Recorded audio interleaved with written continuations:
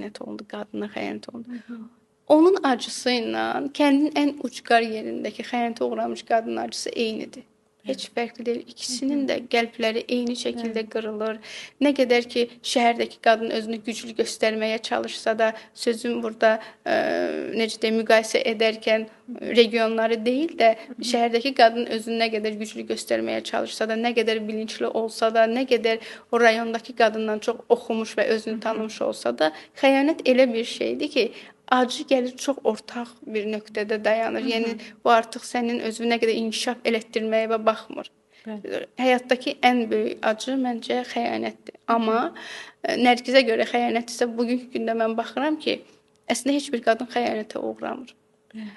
Çünki o artıq qarşımızdakı insanın xislətindən irəli gəlir və o insan özü özünü aldadır. O insan özü müəyyən şeylərlə öz həyatında o qədər